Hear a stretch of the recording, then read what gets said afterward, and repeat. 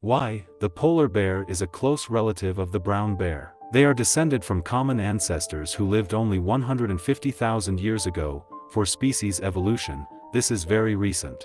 The brown bear hibernates just fine in winter, but can the polar bear sleep in a den in summer? In fact, does the polar bear have dens? Surprisingly, they hardly ever sleep. That is, they sleep normally, as they do in the summer, only in the summer they usually sleep more. But they do not fall into a winter sleep. It would be more correct to call it hibernation of bears. They do not have real sleep, because their body temperature does not fall, and they can wake up at any moment. Only pregnant and nursing female bears go into winter sleep. The rest of the polar bears, if they lie in their dens, do so only for a short time and not every year. The main food of polar bears is seals. They are seals. They are hunted by polar bears on the ice. They either snatch the seal with their paw from the hole in the ice, through which the seal is breathing, or they catch and snatch the seals, which came out on the ice to rest.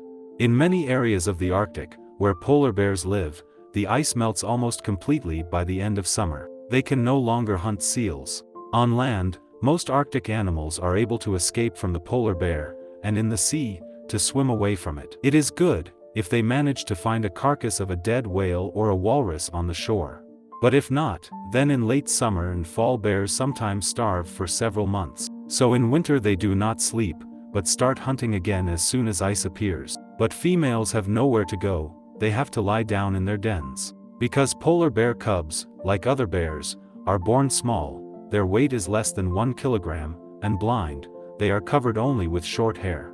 Usually females make a den on the shore, sometimes 50 kilometers from the seashore.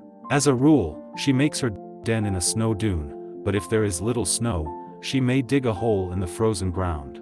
The female lies in the den just when the ice melts and it becomes difficult to hunt. The cubs are usually born in November and January and stay in the den until February-March. Before she gives birth to the cubs, the bear does mostly sleep, but she wakes up during the birth and has to sleep less afterwards. But she is still in a state of winter sleep until she leaves the den. She doesn't eat, drink, pee or poop. So how does the female manage to accumulate nutrients for her long sleep and to nurse her cubs? And there are usually 2 of them. It turns out that mating in polar bears takes place in spring, in April or May. Immediately after mating, pregnant females start to feed so intensively that by the autumn they become 200 kilograms heavier, their weight sometimes almost doubles. At the same time, the development of the embryos in the bear's belly in spring stops at an early stage and continues only in autumn.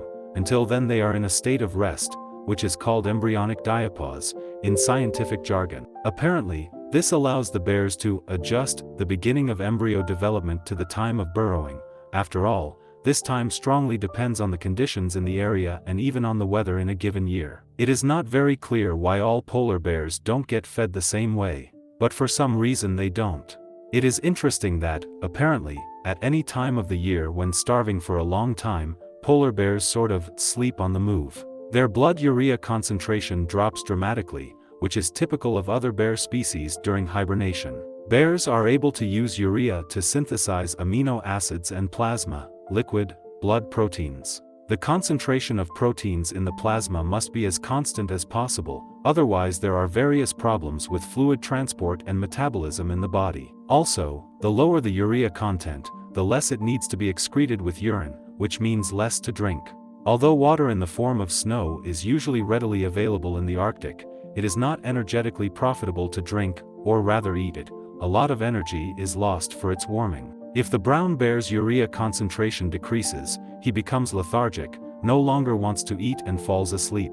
But the polar bear, if there is food, starts eating again and raises the urea concentration to normal levels. It is interesting that during the period of winter sleep, the polar bear somehow manages to lose almost no bone or muscle mass.